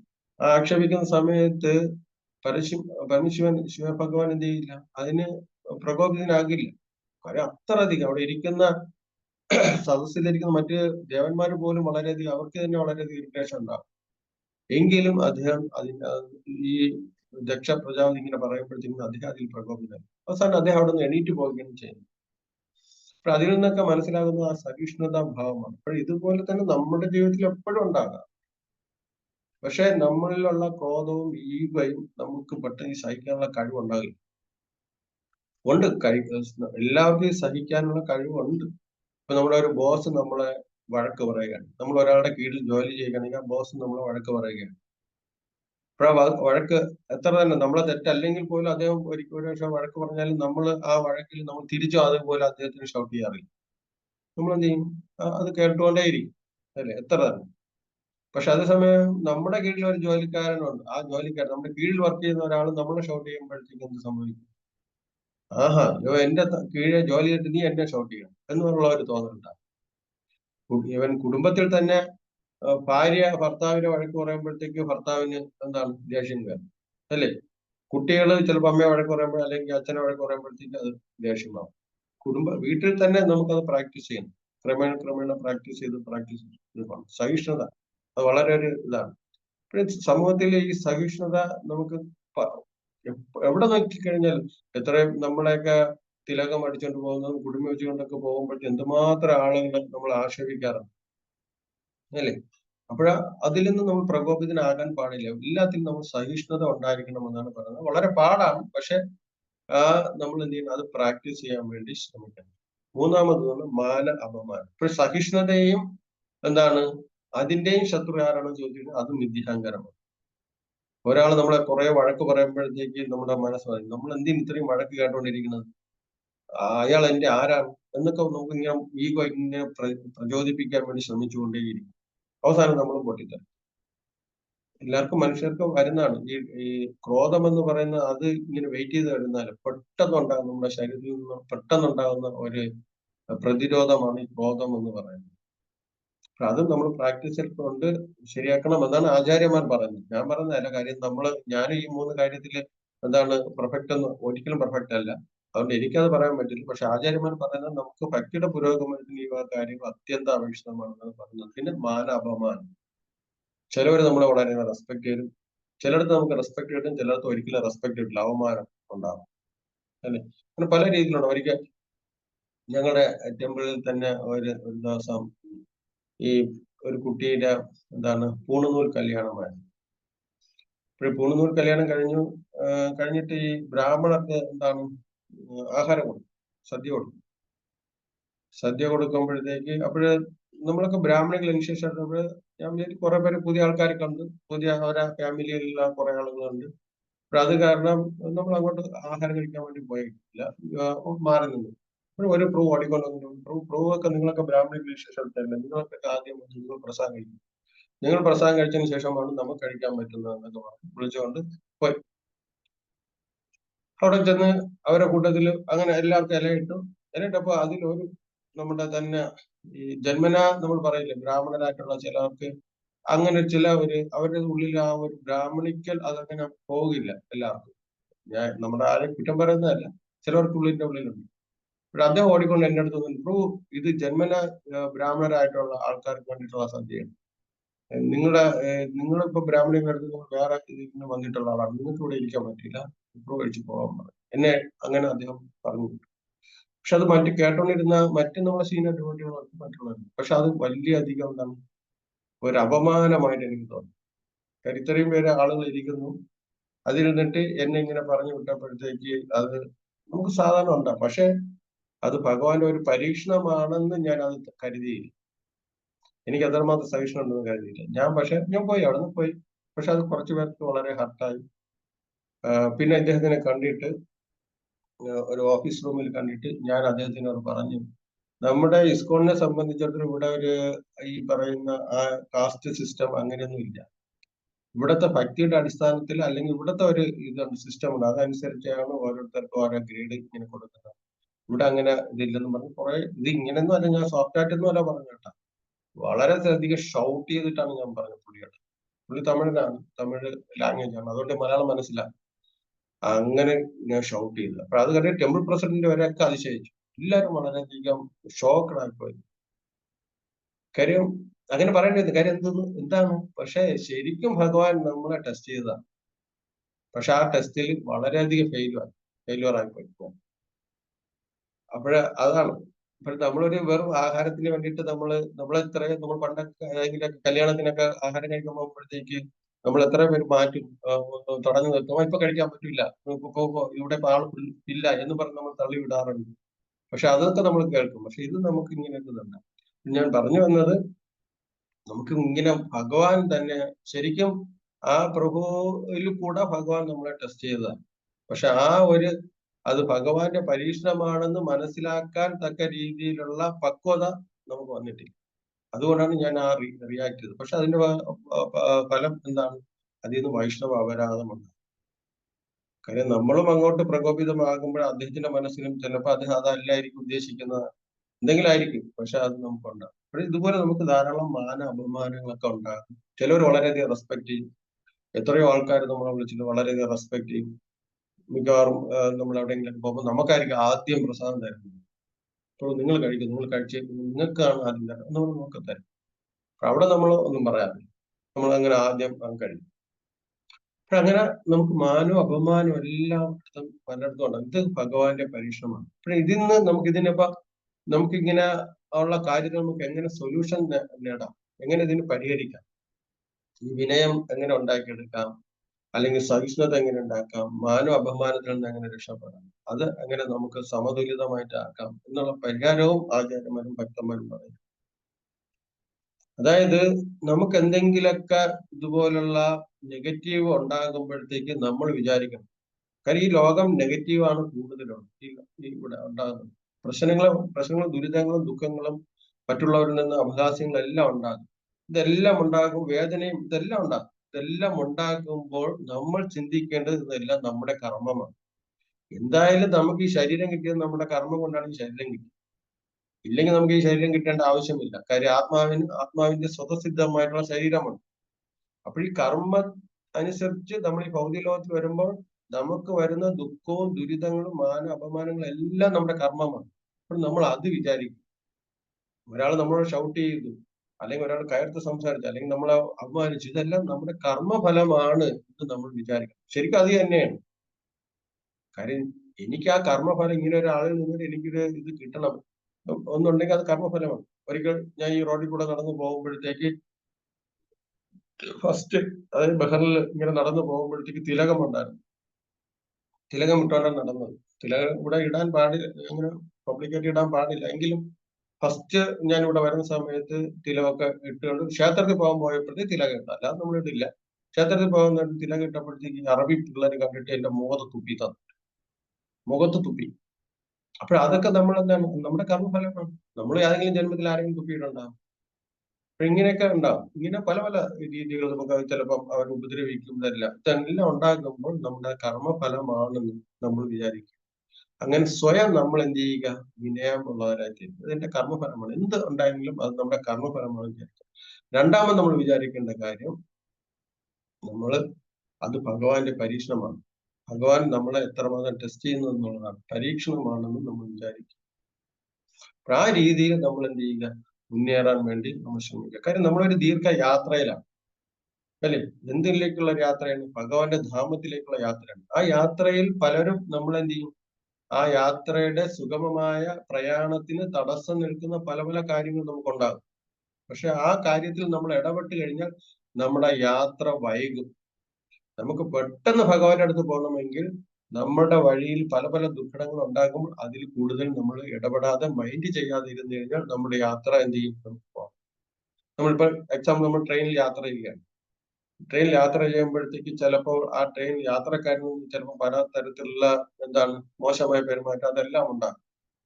നമ്മളവിടെ ഒരു പ്രശ്നം സൃഷ്ടിച്ച് വളരെ ക്രിയേറ്റ് ആവണമെങ്കിൽ എന്ത് ചെയ്യും, ചിലപ്പോൾ റെയിൽവേ പോലീസ് വന്ന് നമ്മളെ പിടിക്കും. എന്തെങ്കിലും പിടിച്ചിട്ട് നമ്മൾ എന്ത് ചെയ്യും, ആ ട്രെയിനിൽ നിന്ന് ഇറക്കിയിട്ട് വേറെ എവിടെയും കൊണ്ടുപോകും. പിന്നെ നമുക്ക് അടുത്ത ട്രെയിൻ വരുമ്പോൾ അടുത്ത ട്രെയിനിൽ വേണം നമുക്ക് പിന്നെ പോകേണ്ടി വരുന്നത്. അപ്പോൾ ആദ്യം ആ ട്രെയിനിൽ നമ്മൾ പ്രോബ്ലം ഒന്നും ഉണ്ടാക്കാതെ നമ്മളെല്ലാം സഹിച്ച് അങ്ങനെ പോവുകയാണെങ്കിൽ നമുക്ക് പെട്ടെന്ന് നമുക്ക് നമ്മുടെ എന്താണ് എത്തേണ്ട സ്ഥലത്ത് പെട്ടെന്ന് എത്താം. അതേസമയം ആ പ്രശ്നങ്ങൾ നമ്മൾ സോൾവ് ചെയ്യാനും വേണ്ടിയിട്ടും അല്ലെങ്കിൽ അതിൽ നമ്മൾ കൂടുതൽ കൂടുതൽ പ്രശ്നങ്ങൾ ക്രിയേറ്റ് ചെയ്യാൻ ശ്രമിച്ചു കഴിഞ്ഞാൽ ആ യാത്രയ്ക്ക് നമുക്ക് തടസ്സങ്ങൾ വരുന്നതാണ്. നമ്മൾ എത്തേണ്ട എന്താണ് ആ ഡെസ്റ്റിനേഷനിൽ പിന്നീട് നമുക്ക് വൈകിയായിരിക്കും നമ്മൾ എത്തേണ്ടി വരും.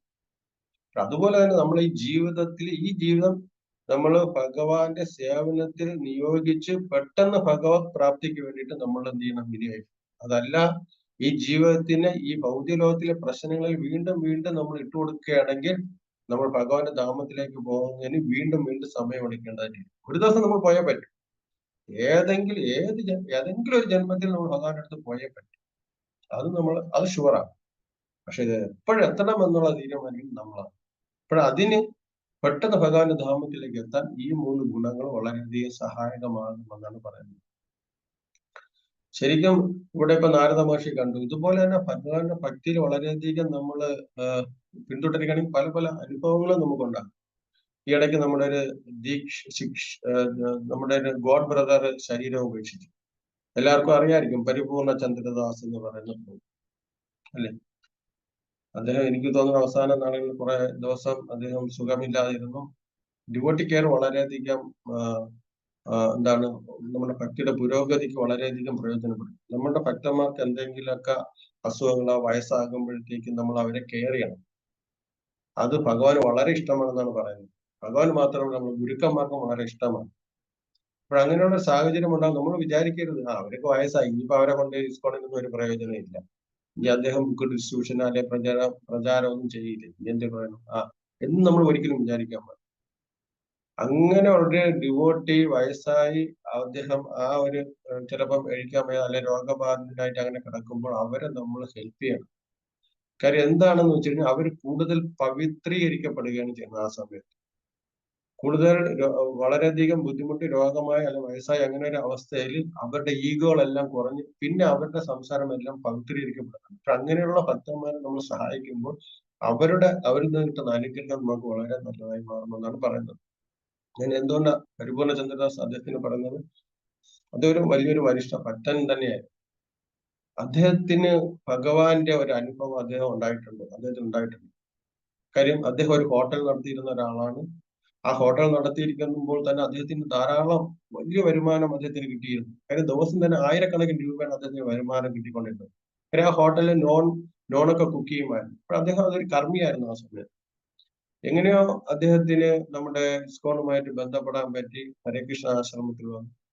അപ്പൊ അവിടെ വന്നപ്പോൾ അദ്ദേഹത്തിന്റെ ശിക്ഷാ ഗുരുക്കന്മാരിൽ നിന്നുള്ള നിർദ്ദേശം കിട്ടിയതിനു ശേഷം അദ്ദേഹത്തിന് മനസ്സിലായി, ഞാൻ ആളുകൾക്ക് കൊടുക്കുന്നത് നോൺ, അതായത് മത്സ്യമാംസം കൊടുക്കുന്നത് വളരെ പാപമാണെന്ന് മനസ്സിലാക്കിയിട്ട് അദ്ദേഹം ഇത് സ്റ്റോപ്പ് ചെയ്തു. നോക്കണം, ഒരു ദിവസത്തിൽ എത്രയോ ആയിരക്കണക്കിന് രൂപ വരുമാനം അദ്ദേഹത്തിന് ലാഭമായിട്ട് കിട്ടിക്കൊണ്ടിരുന്നത്. 10-10,000 രൂപ ലാഭമായിട്ട് കിട്ടുമെന്നാണ് അദ്ദേഹം പറഞ്ഞിരുന്നത്. 5,000-ൽ കൂടുതൽ വരുമാനം അദ്ദേഹത്തിന് ഒരു ദിവസം കിട്ടുമെന്നാണ് പറഞ്ഞത്, ലാഭമായി. അങ്ങനെ നടത്തിക്കൊണ്ടിരിക്കുന്ന ഒരു ഹോട്ടൽ അദ്ദേഹം പെട്ടെന്ന് തന്നെ മത്സ്യമാംസങ്ങൾ ഇല്ലാതാക്കി വെജിറ്റേറിയൻ. നമ്മുടെ നാട്ടിലറിയാം, വെജിറ്റേറിയൻ ഹോട്ടലൊക്കെ പോകുന്ന വളരെയധികം അത് ഇതുപോലുള്ള അത് ഉള്ളിലുള്ള സ്ഥലങ്ങളിലും അങ്ങനെ പോകില്ല. അപ്പോഴത് അദ്ദേഹത്തിന് നഷ്ടമായി.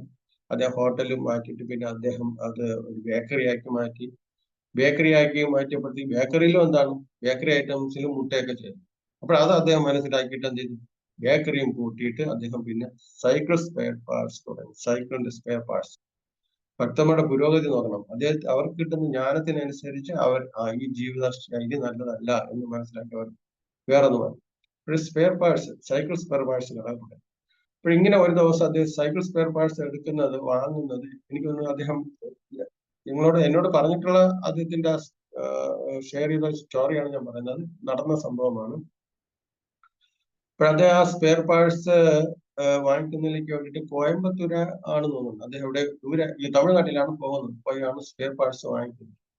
പിന്നെ ഒരിക്കൽ അദ്ദേഹം രാത്രിയിൽ ബസ്സിൽ ഇതുപോലെ കോയമ്പത്തൂര് മദ്രാസ് ആണെന്ന് എനിക്ക് ഓർമ്മയില്ല, തമിഴ്നാട്ടിലാണ് അദ്ദേഹം ഇങ്ങനെ തമിഴ്നാട്ടിലേക്ക് യാത്ര ചെയ്യുന്ന സമയത്ത് രാത്രിയിൽ ഇങ്ങനെ യാത്ര ചെയ്യുമ്പോഴത്തേക്ക് അദ്ദേഹത്തിന് എല്ലാവർക്കും ഈ ദീർഘദൂര യാത്ര ചെയ്യുമ്പോഴത്തേക്ക് യൂറിൻ പാസ് ചെയ്യണമെന്നുള്ള ടെൻഡൻസി ഒക്കെ ഉണ്ട്. അങ്ങനെ അത് പറഞ്ഞ് അദ്ദേഹം അവിടെ അദ്ദേഹത്തിന്റെ സീറ്റിൽ അദ്ദേഹം മാത്രമേ ഉള്ളൂ. പൈസ ഉണ്ട് അദ്ദേഹത്തിന്റെ കയ്യിൽ.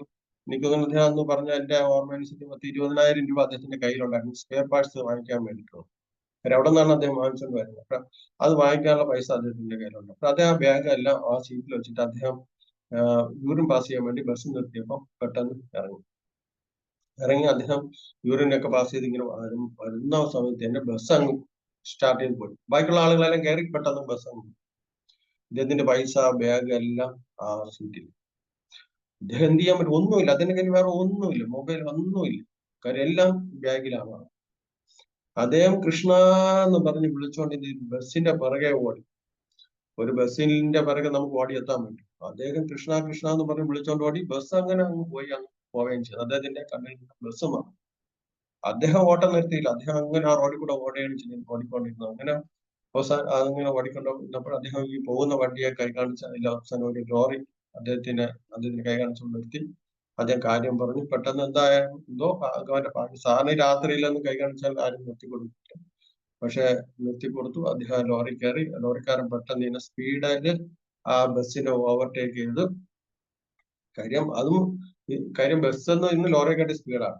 എന്നിട്ട് പോലും ആ ലോറി ആ ബസ്സിനെ ക്രോസ് ചെയ്ത് നിർത്തി. ഇദ്ദേഹം പെട്ടെന്ന് തന്നെ അതിൽ ഇറങ്ങി ബസ്സിലേക്ക് ചാടിക്കയറി. ബസ് നിർത്തി കൊടുത്തു. അപ്പോൾ ബസ്സിലേക്ക് ചാടിക്കയറി അദ്ദേഹം ആ സീറ്റിന്റെ അവിടെ ഇരുന്ന സീറ്റിന്റെ അവിടെ നോക്കുമ്പോൾ അദ്ദേഹം ഒരു കൊച്ചു ബാലനെ കണ്ടെന്നാണ്. ഒരു ബാലനെ കണ്ടു. അപ്പൊ ഇദ്ദേഹം ആ സീറ്റിലേക്ക് കയറി ഇരിക്കാൻ പോയപ്പോ ആ ബാലൻ അവിടെ നിന്ന് ഇറങ്ങിയിട്ട് അദ്ദേഹം പിറകെ കൂടെ പോയി. അദ്ദേഹം ഇറങ്ങി എന്നാണ് പറയുന്നത്. നമുക്ക് പൈസ എല്ലാം സുരക്ഷിതമായിട്ട് അവിടെ ഇരിക്കും. പിന്നെ ആ കുട്ടിയെ അദ്ദേഹം കണ്ടിട്ടില്ല. അദ്ദേഹം പൈസയൊക്കെ അവിടെ സുരക്ഷിതമായിട്ട് ഇരിക്കുന്നത് മനസ്സിലാക്കി ആ ബാൽ ഇവിടെ ഇരുന്ന കുട്ടി ആരാണെന്ന് പറഞ്ഞു അദ്ദേഹം പിറകിലോട്ടൊക്കെ നോക്കിയപ്പോൾ ആ കുട്ടിയെ പിന്നെ അദ്ദേഹം കണ്ടിട്ടില്ല. കാര്യം ഭഗവാൻ ആ രീതിയിൽ ഭക്തന്മാരെ സഹായിക്കും. ഇതുപോലെയാണ് നമ്മുടെ ആ ഭക്തിയുടെ പുരോഗതി വരുമ്പോഴത്തേക്ക് ഭഗവാൻ തന്നെ ഒന്നുകിൽ ഭഗവാൻ നേരിട്ടും നമ്മളെ സഹായിക്കും, അല്ലെങ്കിൽ ഭഗവാന്റെ മറ്റു പാർഷദന്മാരിൽ കൂടെ എന്തെങ്കിലും ഭഗവാൻ ആ ഭക്തനെ സഹായിക്കും. ഇങ്ങനെയുള്ള ഭക്തന്മാർ അവരുടെ അനുഭവത്തിലുണ്ട്. നമ്മൾ വിചാരിക്കുന്ന പോലെ നമ്മളും ഭക്തിയിൽ പുരോഗതി ചെയ്തു കഴിഞ്ഞാൽ നമുക്കും ഇതുപോലെ ഭഗവാന്റെ അനുഗ്രഹം തീർച്ചയായിട്ടും ഉണ്ട്. അതിന് ഒരു മാറ്റമല്ല. ഭഗവാൻ ഇവിടെ അത് ഉറപ്പ് പറയുന്ന ശ്ലോകത്തിൽ സ്വല്പമായി അല്ലെ, കുറച്ചെങ്കിലും നിങ്ങൾ എന്നെ സേവിക്കുന്നത് മൂലം നിങ്ങൾക്ക് എന്താണ് അല്പ ദിവസത്തിലാണെങ്കിൽ പോലും എന്നിൽ സ്ഥിരവും ദൃഢവുമായിട്ടുള്ള ബുദ്ധിശക്തി ഒരു ഭക്തന് പ്രാപ്തമാകുമെന്നാണ്. നമ്മളും അത് മനസ്സിലാക്കിയിട്ട് എന്ത് ചെയ്യുക, പ്രവർത്തിക്കുക. ഹരേ കൃഷ്ണ. ഗ്രന്ഥ ശ്രീമദ് ഭാഗവതം കി ജയ്.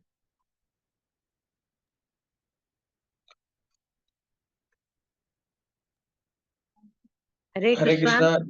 ഹരേ കൃഷ്ണ. ഹരേ കൃഷ്ണ. ഹരേ കൃഷ്ണ. അതായത് ഞാനിപ്പൊ കൃപാസാഗർ പറഞ്ഞത് ബ്രാഹ്മണ പൂർണ്ണന്റെ കഥ പറഞ്ഞത് ഞാൻ പിന്നെ ചോദിക്കാം. അതായത് മധ്യലീല ചൈതന്യ ചരിതാമൃതം മധ്യലീല 17 പറയുന്നുണ്ട്, ഒരു മായാവാദി സന്യാസി ബ്രാഹ്മണ കുടുംബത്തിൽ നിന്നുള്ള ക്ഷണം മാത്രമേ സ്വീകരിക്കുകയുള്ളൂ. പക്ഷെ ഒരു വൈഷ്ണവ വിഭാഗത്തിൽ പെടാത്ത ഒരു ബ്രാഹ്മണന്റെ ക്ഷണം പോലും സ്വീകരിക്കുകയില്ല. ഏത് ജാതിയിൽ പിറന്നവനാണെങ്കിലും ദീക്ഷ സ്വീകരിച്ചു വൈഷ്ണവനാണെങ്കിൽ അവന്റെ ക്ഷണം സ്വീകരിക്കുക. ഹരിപോൽ.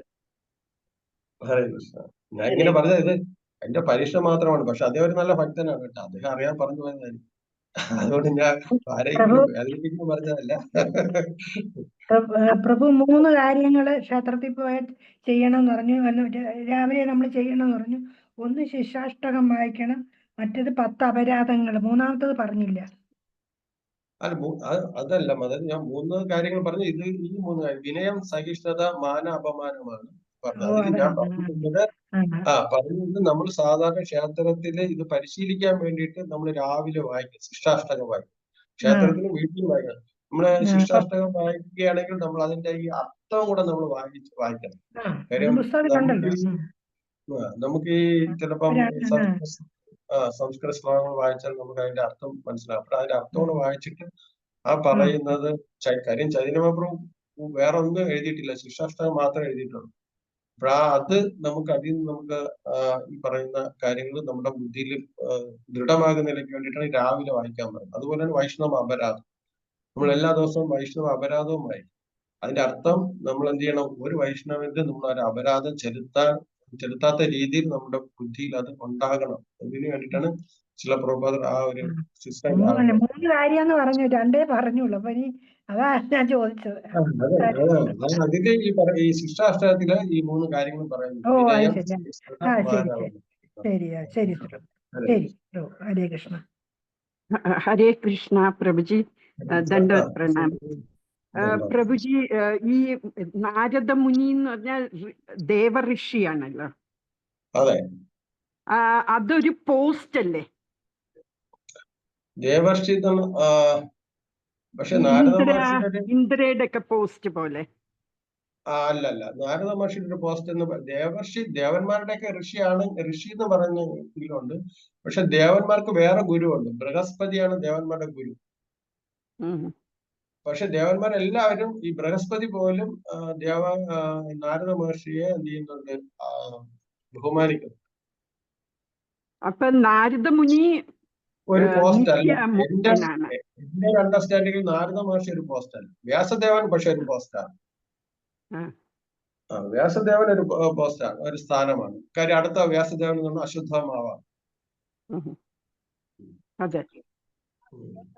നാരദ മഹർഷി ഒരു പോസ്റ്റ് ആണെന്ന് എനിക്കറിയില്ല. ബാക്കിയുള്ള ദേവന്മാർ ഇപ്പൊ അഗ്നിദേവൻ എന്ന് പറഞ്ഞ ഒരു പോസ്റ്റാണ്, സൂര്യദേവൻ ഒരു പോസ്റ്റാണ്, ഇന്ദ്രൻ ഒരു പോസ്റ്റാണ്. ഇതല്ല. പക്ഷെ നാരദ മഹർഷി ഒരു പോസ്റ്റാണെന്ന് എനിക്കറിയില്ല. അദ്ദേഹം എപ്പോഴും പറയുന്നത് നിത്യമുക്താത്മാവിൽ പെടുന്ന ഭഗവാന്റെ നിത്യ പാർഷദന്മാരിൽ ഒരാളെന്നായിട്ടാണ് നാരദ മഹർഷി എപ്പോഴും പറയുന്നത്. നിത്യ പാർഷദനാണ്. അതിനും മാറ്റം ഉണ്ടാവില്ല. കാര്യം ദേവന്മാർക്ക് ഗോലോകത്തും വൈകുണ്ഠ ലോകത്തൊന്നും പ്രവേശനമില്ല. പക്ഷെ നാരദ മഹർഷിക്ക് അങ്ങനെയല്ല. ഗോലോകത്തും വൈകുണ്ഠ ലോകത്തിലൊക്കെ എപ്പോഴും വേണമെങ്കിലും പോകാം. അതുകൊണ്ട് അദ്ദേഹത്തിന് നിത്യ പാർഷദൻ എന്ന് പറയും. നമ്മളെ ജയവിജയന്മാരെ പോലെ ജയവിജയന്മാരൊക്കെ നിത്യ പാർഷദന്മാരാണ്. അതുപോലെയാണ് നാരദ മഹർഷി നിത്യമുക്താത്മാവാണ്. ഭഗവാൻ നിത്യ പാർഷദന്മാരിൽ പെടുന്നതാണ്. അതൊരു പോസ്റ്റ് അല്ല. ഹരേ കൃഷ്ണ. Thank you. വളരെ നല്ല ക്ലാസ് ആയിരുന്നു പ്രഭുജി. രാജഋഷി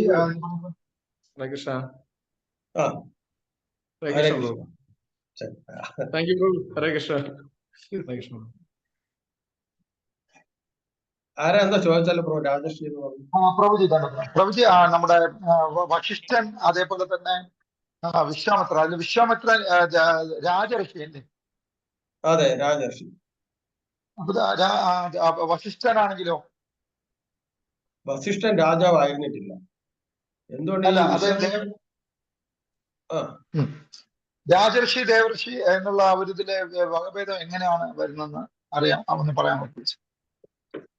ഈ രാജർഷി എന്ന് വെച്ച് കഴിഞ്ഞാൽ രാജാവായിരിക്കുകയും ഋഷിക്ക് തുല്യമായിട്ട് ജീവിതം നയിക്കുകയും ചെയ്യുന്ന ആളിനാണ് രാജർഷി എന്ന് പറയുന്നത്. രാജാവാണ്, പക്ഷെ അവർ ഋഷിക്ക് തുല്യമായിട്ട് ജീവിതം കൈവരിക്കും. അവര് രാജർഷി എന്ന് പറയും.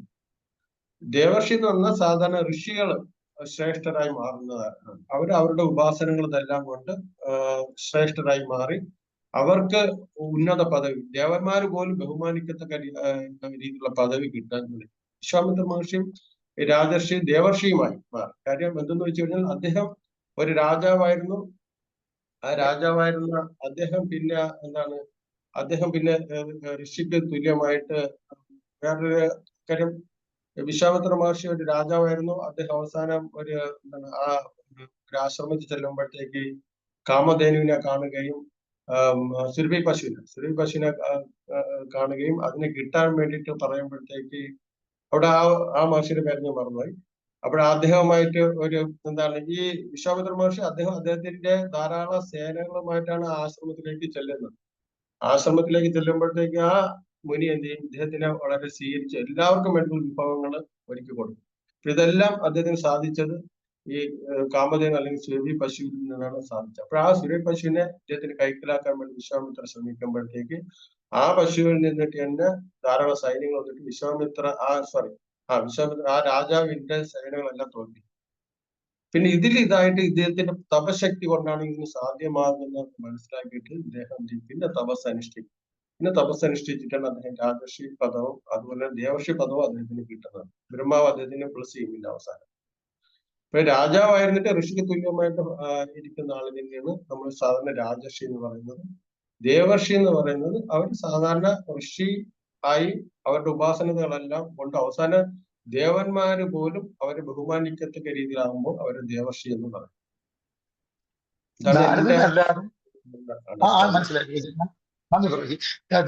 നാരദനല്ലാതെ വേറെയും ദേവർഷിമാരുണ്ടോ പ്രഭു? സാധാരണ എല്ലായിടത്തും ദേവർഷി നാരദനെയാണ് പറയുന്നത് കേട്ടിട്ടുള്ളത്, വേറെ ആരെയും അങ്ങനെ കേട്ടിട്ടില്ല. വശിഷ്ഠനൊക്കെ അങ്ങനെ അല്ലല്ലോ അല്ലേ? വശിഷ്ഠനൊക്കെ അങ്ങനെയല്ല. ഈ പറഞ്ഞ വശിഷ്ഠ മഹർഷിയുടെ ആശ്രമത്തിലാണ് ചെന്നപ്പോഴത്തേക്കാണ് ഇദ്ദേഹത്തിന് ഇങ്ങനെ ഒരു സംഭവം. അതെ അതെ അതെ അതെ. ഓക്കെ, താങ്ക് യു പ്രഭു. നല്ല ക്ലാസ്, സൂപ്പർ ക്ലാസ്. പ്രഭുജി ഈ സപ്തഋഷികള് മാറും അല്ലേ? ഓരോ മനുവിന്റെ പീരീഡിലും മനുവിന്റെ കാലഘട്ടത്തിൽ മാറുമെന്ന് പറയുന്നുണ്ട്. കാര്യം അവരൊക്കെ ഈ ഋഷികളാണെങ്കിലും അത് സ്ഥിര പോസ്റ്റ് ആയിരിക്കാൻ സാധ്യതയില്ല. കാര്യം അവരെല്ലാം മെഡിറ്റേറ്റ് ചെയ്ത് അവസാനം ഭഗവാന്റെ ധാമത്തിൽ പോകണം. ഈ സപ്തർഷികൾ അവർക്കൊരു ലോകമാണ്, അവരും ഭൗതിക ലോകത്തിലുള്ളതാണ് വരുന്നത്.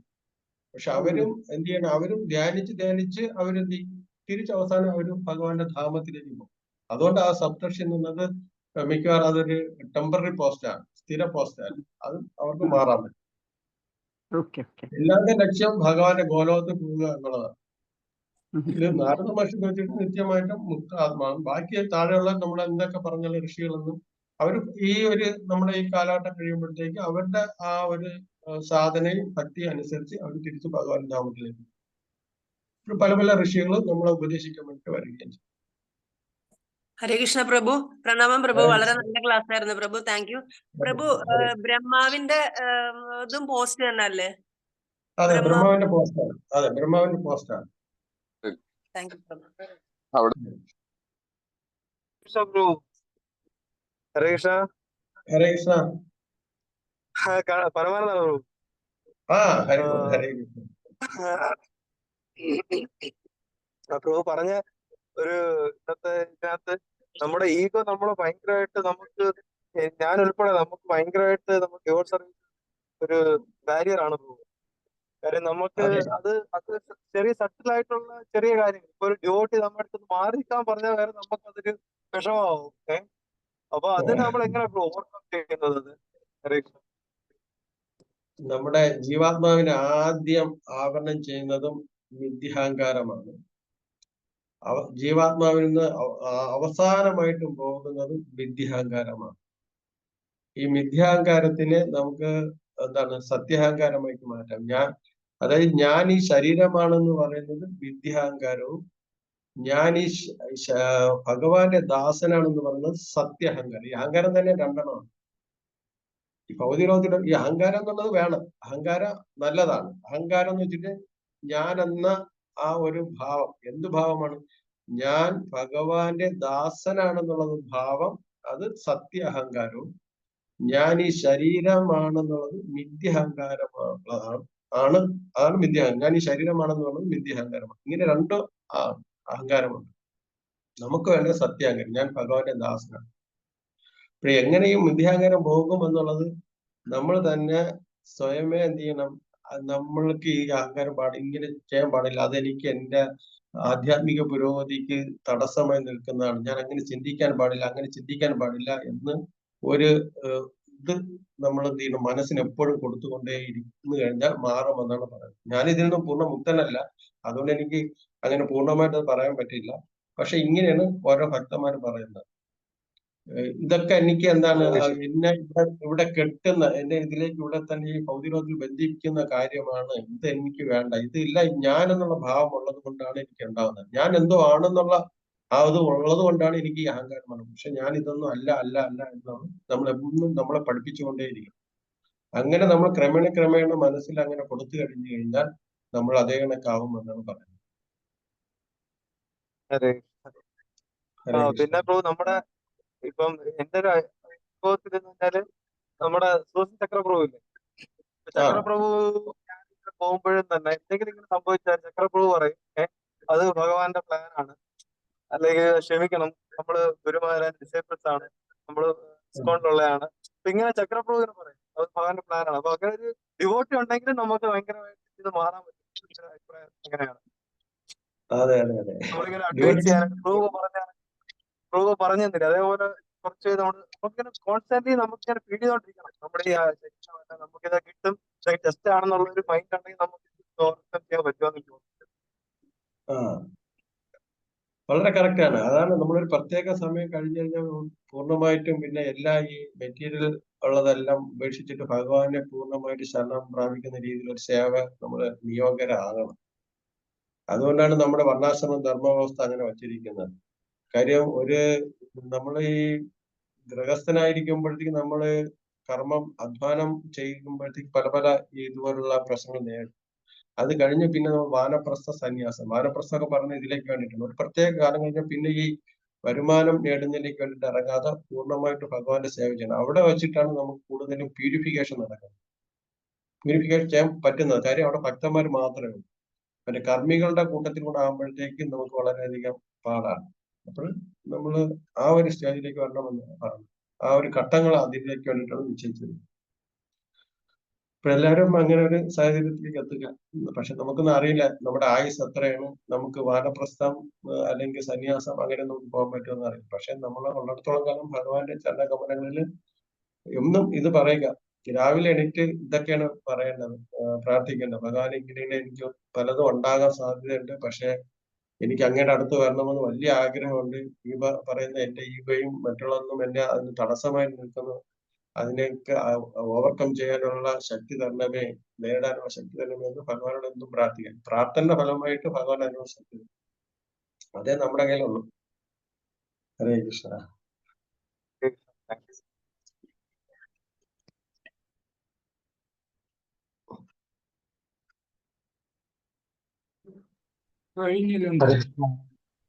ഹരേ കൃഷ്ണ. താങ്ക് യു പ്രഭു, വളരെ നന്ദി. വളരെ മനോഹരമായ ക്ലാസ്സിന് നന്ദി പ്രഭു. താങ്ക് യു പ്രഭു. Thank you. ഹരേ കൃഷ്ണ. ഹരേ കൃഷ്ണ പ്രഭു. ഹരേ കൃഷ്ണ. ഹരേ കൃഷ്ണ പ്രഭു.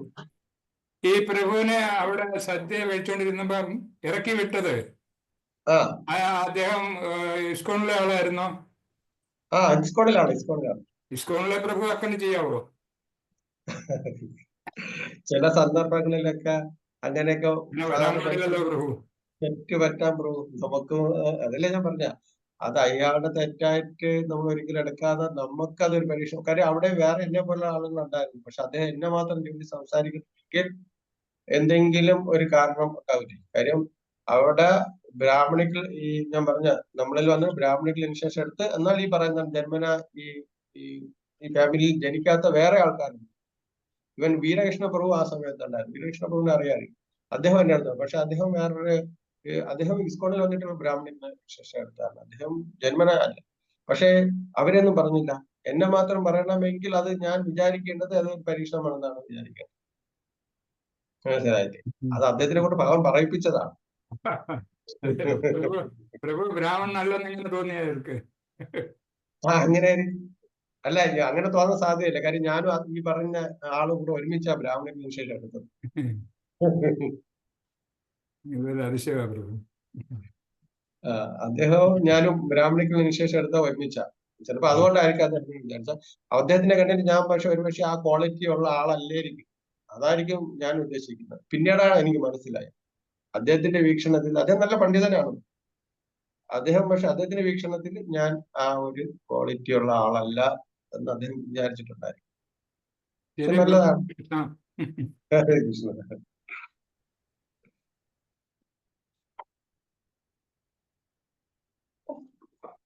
നമുക്ക് സ്റ്റോപ്പ് ചെയ്യാം മാതാജി. ഹരേ കൃഷ്ണ. ശരി പ്രഭുജി, വളരെ നന്ദി പ്രഭുജി.